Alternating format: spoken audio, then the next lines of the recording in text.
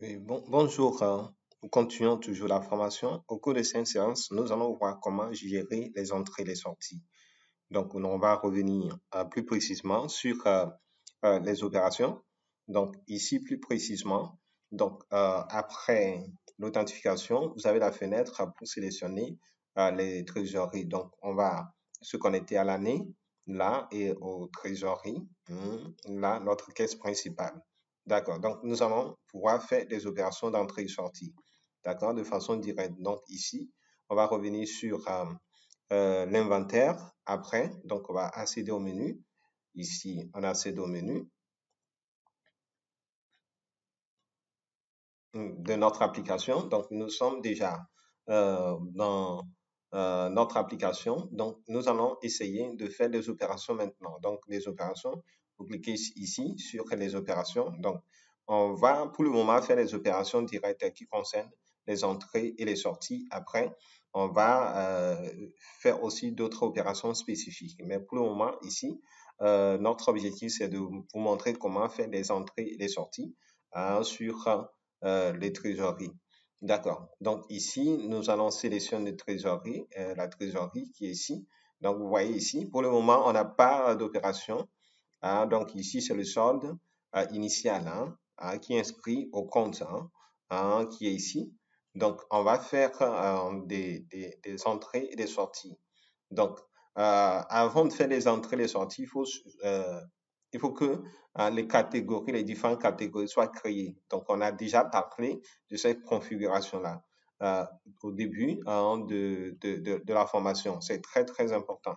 D'accord. Donc, pour le moment, on va faire les choses simplement et au fur et à mesure qu'on évolue, on va ajouter d'autres éléments pour bien comprendre les fonctionnalités de notre application. D'accord. Donc, ici, on va cliquer ici sur Ajouter. Donc, ajouter, on va ajouter une opération. Donc, actuellement, on a 500 000 dans la caisse. Donc, on va ajouter une opération. Donc, on va mettre 01, 01, 25 ici. Donc, je peux mettre ici transport. Transport. Donc, je vais choisir ici catégorie. Donc, transport. Vous voyez ici, ça me met ici sortie. Parce que la catégorie, c'est sortie. Donc, le numéro de pièce est généré automatiquement. Donc, c'est très important. Donc, ici, je vais choisir le type. Le type ici. Donc, sortie, c'est important de préciser encore le type. Donc, je vais mettre Monsieur Degré. Donc, on a transport Monsieur Degré à 2500. Le numéro de téléphone. Donc, vous mettez le numéro. Donc, je vais mettre ici 2500 comme transport.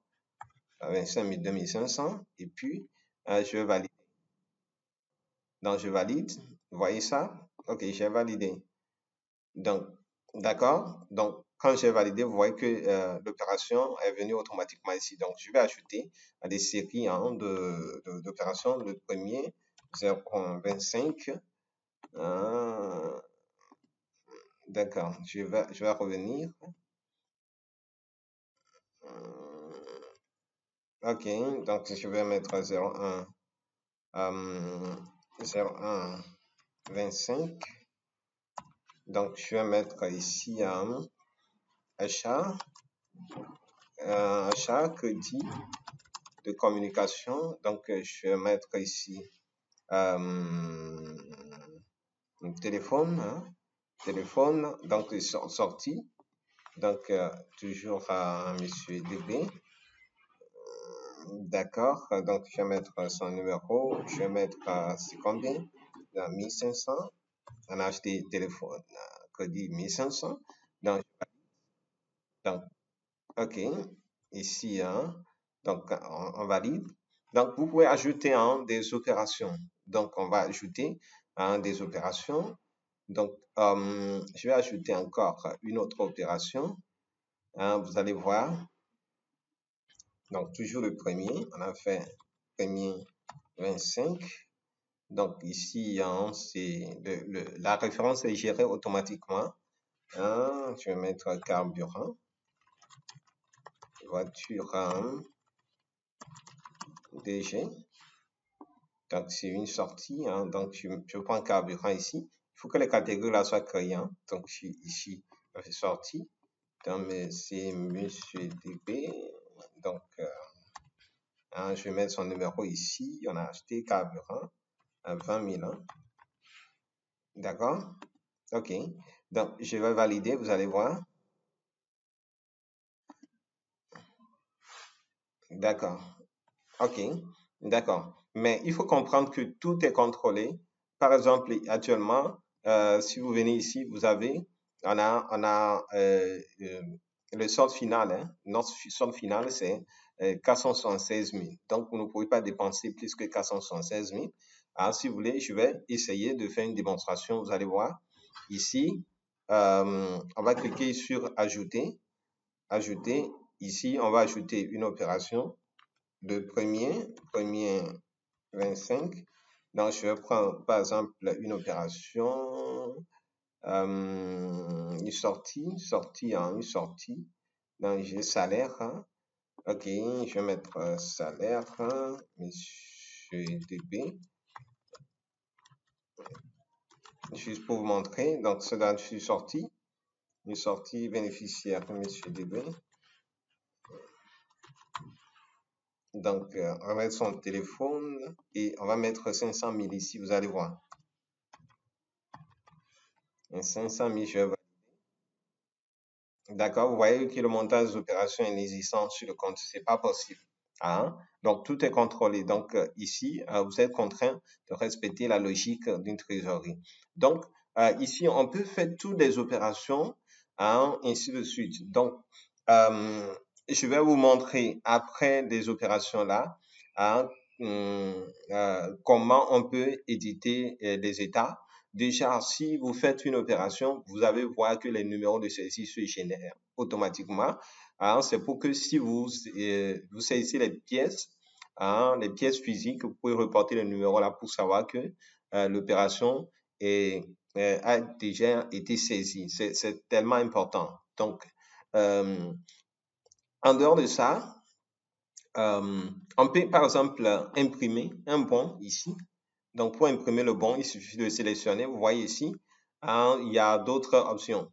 Donc, l'opération n'a pas été affectée par un billet. Donc, on n'a pas fait le billettage directement pour ces opérations.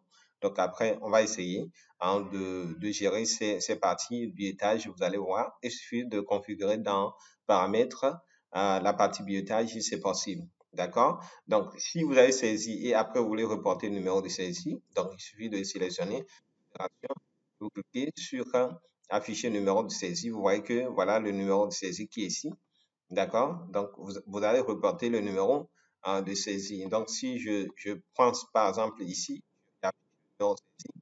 hein, vous allez voir, voilà le numéro de saisie que vous allez reporter pour savoir que le bon a été déjà saisi.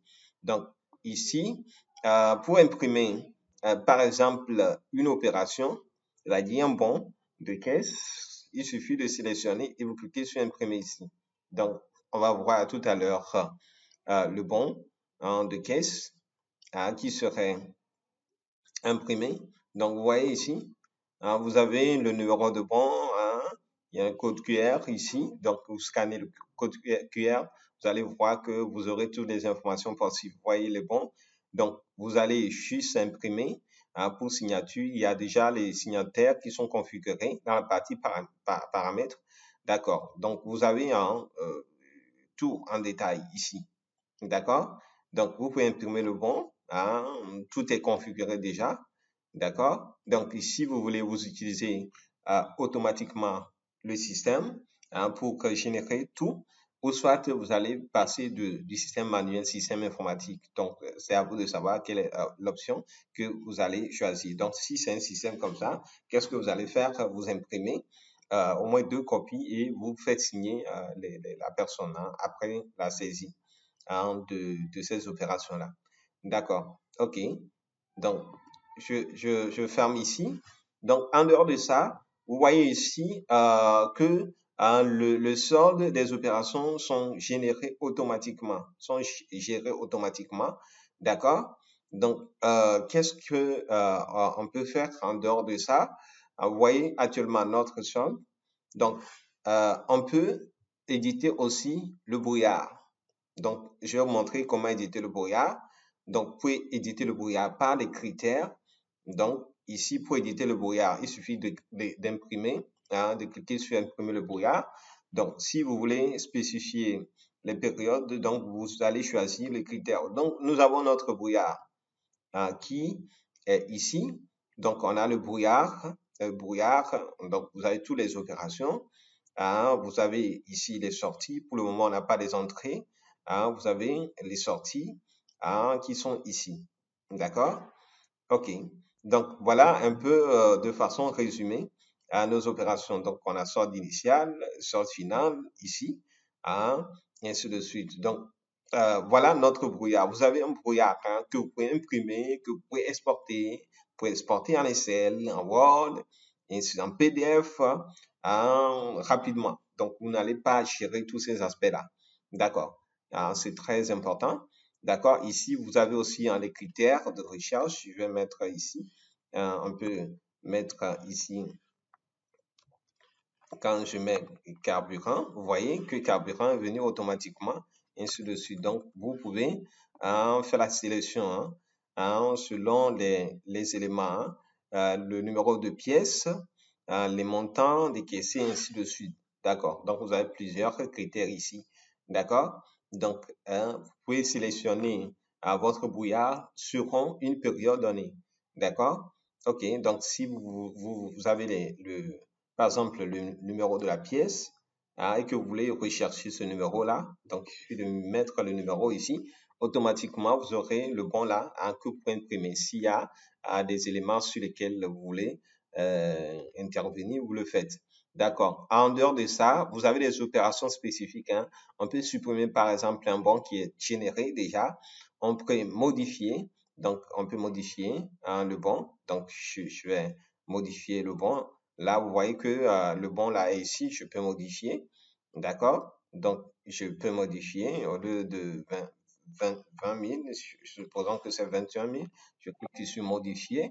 Là, vous voyez que ça va modifier l'élément. Vous voyez, ça a modifié. Et vous voyez que le solde a changé automatiquement.